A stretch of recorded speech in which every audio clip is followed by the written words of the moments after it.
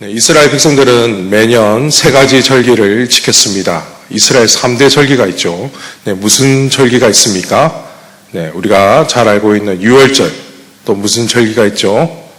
네, 맥추절, 초막절, 이렇게 그들은 3대 절기를 지켰습니다.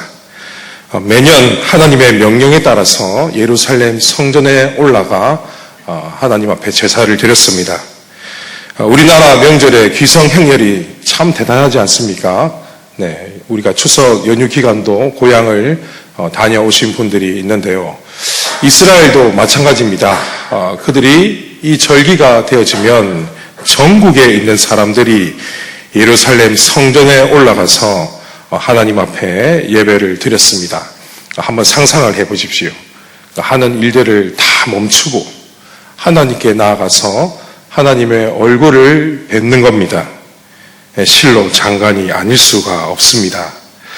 오늘 우리가 읽었던 이 본문은 유월절 규례에 관한 말씀입니다. 이스라엘 백성들이 애굽에서 나올 때에 하나님께서 이 절기를 지켜라라고 친히 제정하신 절기입니다. 마지막 10번째 재앙이 애굽 땅에 임했을 때에 어떤 일이 일어났습니까? 처음 난 것이 다 죽었습니다.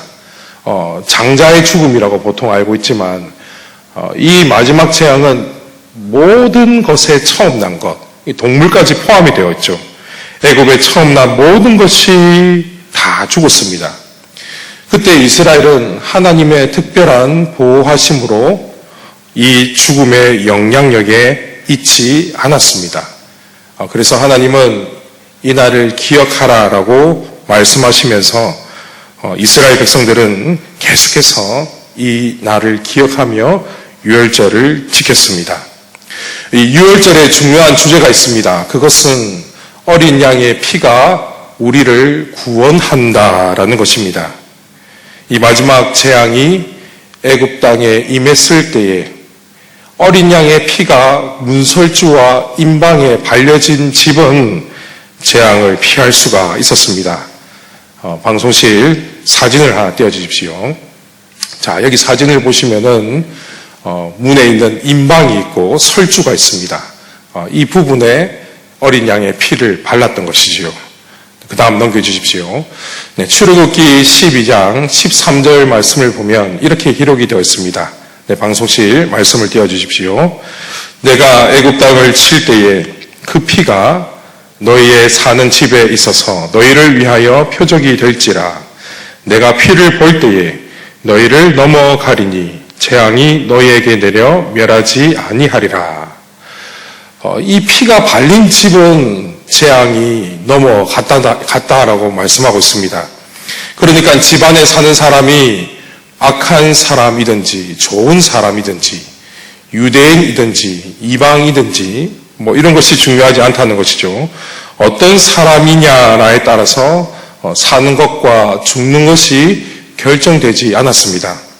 오직 문 임방과 좌우 설주에 어린 양의 피가 발려 있느냐, 이 발려 있지 않느냐에 따라서 구원이 결정되었습니다.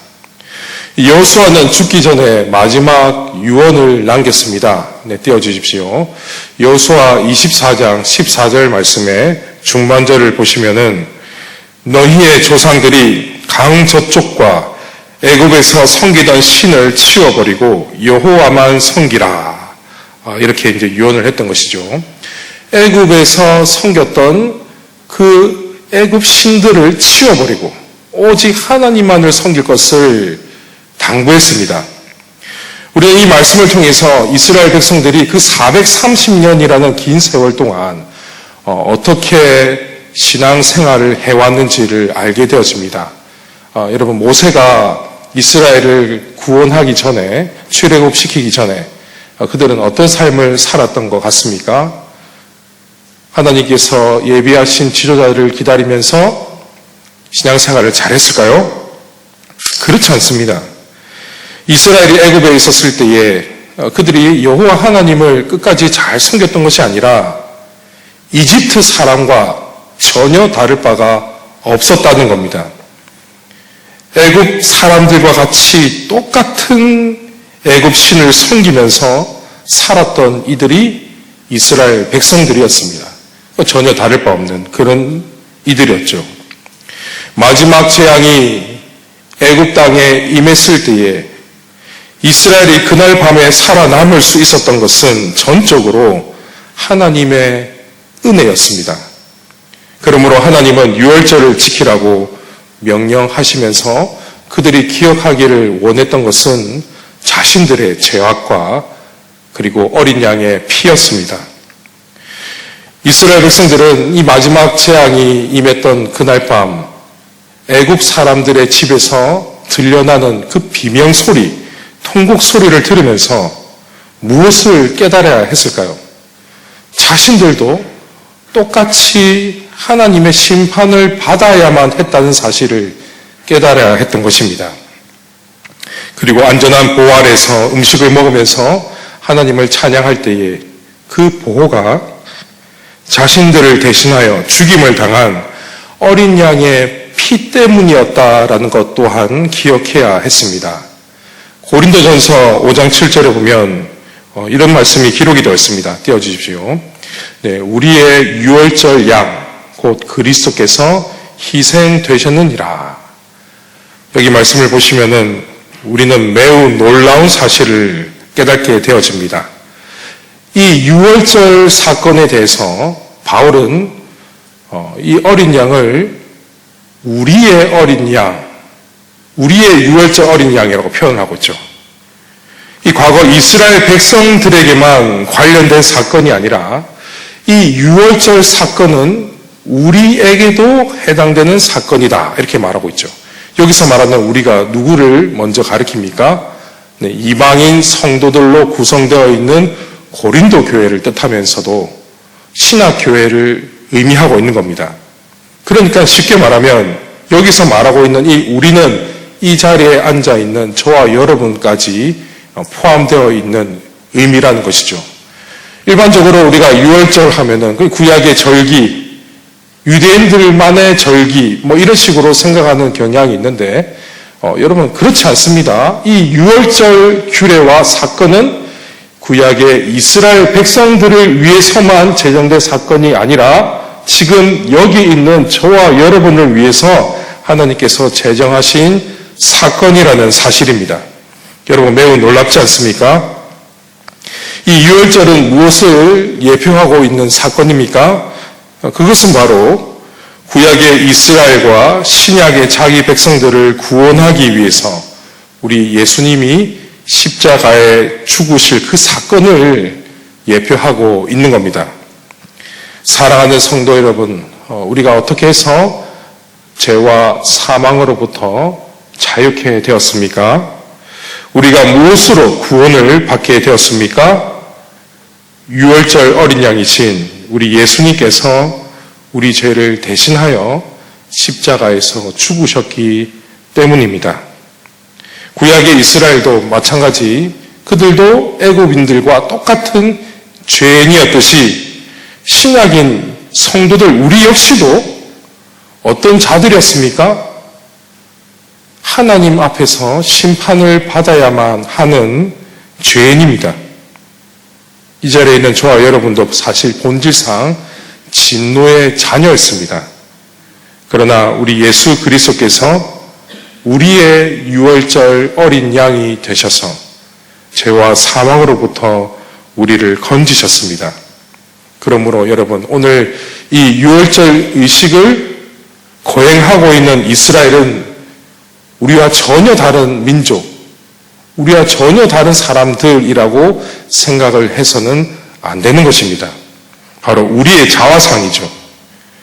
우리는 이 유월절 사건을 통해서 우리 안에 있는 죄악과 그리스도의 보혈을 바라보아야 합니다.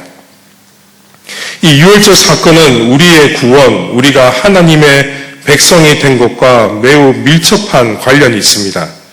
그래서 이 사건을 보통 새로운 탄생, 거듭남이라고 표현하기도 합니다. 죄와 사망으로 죽었던 우리가 새롭게 다시 태어났기 때문입니다. 유월절은 새로운 시작을 나타내는 절기로서 하나님께서는 이스라엘에게 새로운 달력을 주셨습니다. 방송실 띄워주십시오. 출애굽기 12장 2절 말씀을 보면 이렇게 기록이 되어 있죠. 이 달을 너희에게 달의 시작, 곧 해의 첫 달이 되게 하고. 하나님께서는 유대인들에게 새로운 달력을 주셨습니다. 그것이 무엇이었습니까? 6월절이 들어있는 그 달은 새해가 되는 겁니다. 원래 유대인들은 달력이 있었습니다. 민속력이 있었는데 하나님께서 강제로 이 달력을 바꾸셨습니다. 그러니까 이 아비벌 7월에 해당되는 날을 새해로 1월이 되게 하셨던 것이죠. 왜 하나님께서 달력을 강제로 바꾸신 것 같습니까? 그것은 이 6월절이 이스라엘의 새로운 시작을 의미하기 때문입니다. 그리고 이 6월절은 세례와 매우 유사한 의미를 보여주고 있습니다. 마지막 재앙이 임할 때에 그들의 옛사람은 주의 사자들에 의해서 죽임을 당하고 그들은 그리스도의 피로 말미암아 다시 새롭게 태어났던 것입니다. 애굽에서 나올 때에 이젠 새로운 인생이 되었던 것이죠. 새로운 인생의 시작을 하게 되었습니다. 옛사람이 죽고 새 사람으로 태어났습니다. 신분적인 변화가 생겨났던 것이죠. 바로의 종에서 이제는 하나님 나라의 백성이 되었습니다. 그래서 6월절은 새로운 시작을 의미하고 있습니다. 이 새로운 시작을 의미한다는 점은 여호수아서 5장을 보시면은 우리가 그 의미도 또 함께 살펴볼 때에 같은 의미인 것을 또 알게 되어집니다. 여호수아 5장을 보시면은 이스라엘은 기나긴 광야 여정을 끝내고 이제 가나안으로 입성하게 되어집니다. 그런데 하나님은 이 이스라엘이 약속의 땅에 진입한 시점을 어느 시점으로 보셨을까요?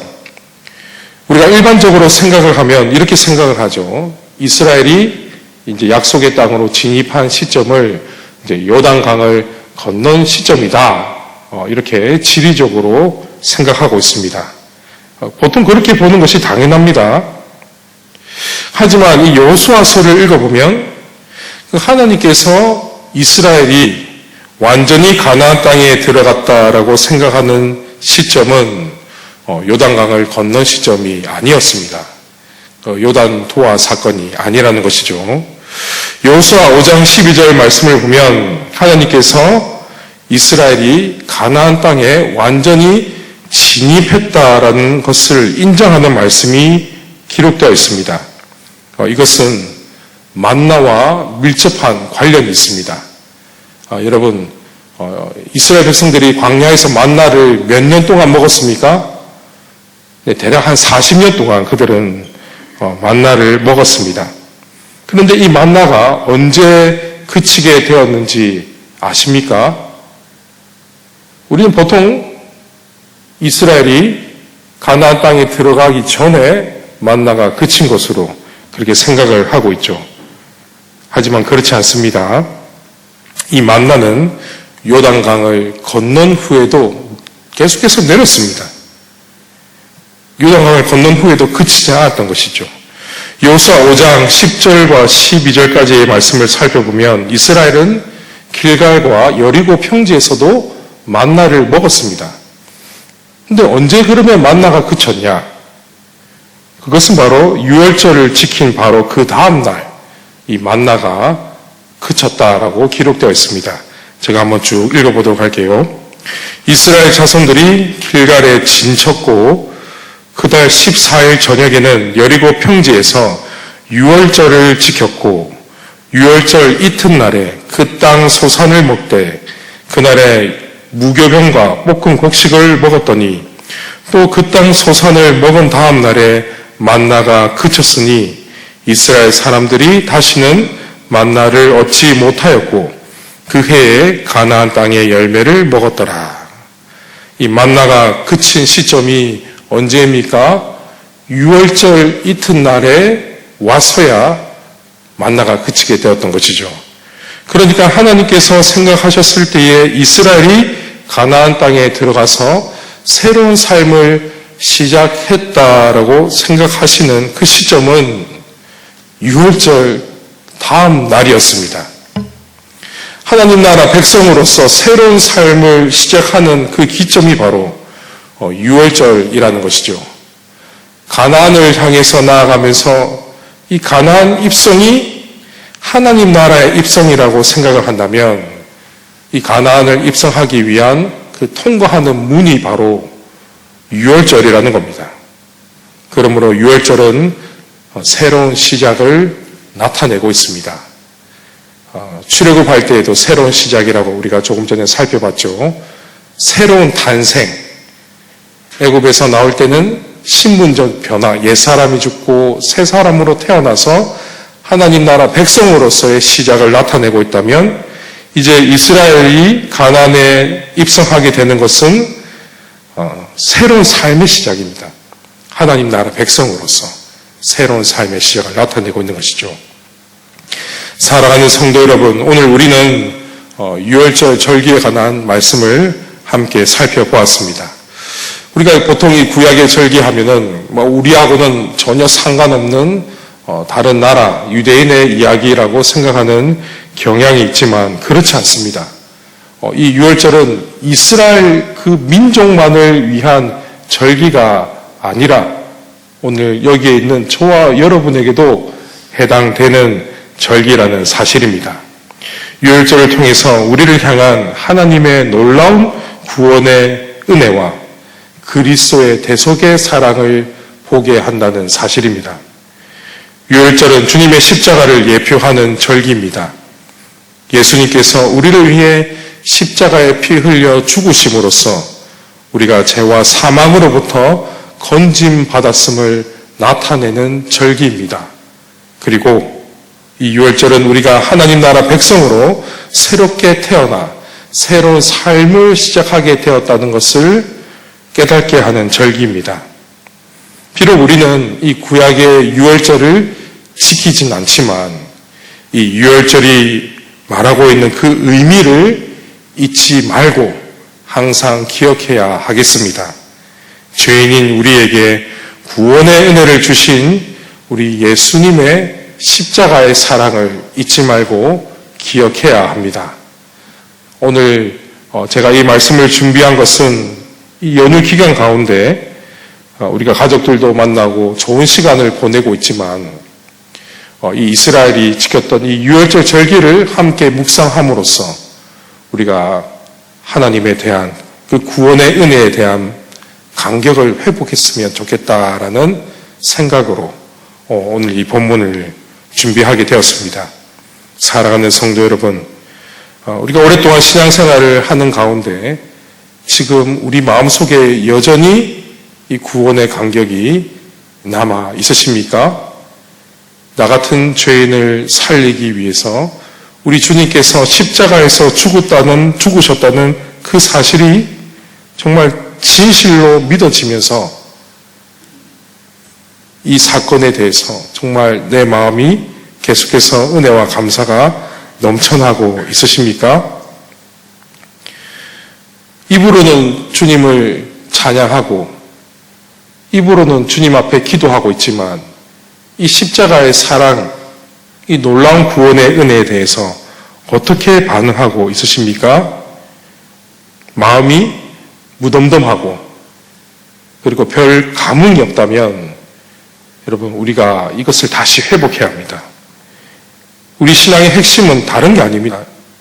십자가의 은혜가, 십자가의 사랑이 우리 신앙의 핵심이고 우리는 이 사랑과 은혜로 살아가는 사람들입니다. 내가 이 구원의 은혜가 잊혀지고 무덤덤하게 느껴지면서 살아간다는 것은 우리가 성도로서 하나님 나라 백성으로서 병든 것과 마찬가지입니다. 구원의 간격이 잃게 되는 그 순간 우리의 신앙은 퇴보하게 되어 있습니다. 더 극단적으로 말하면 이 간격이 없으면 우리는 죽은 것과 다름없습니다.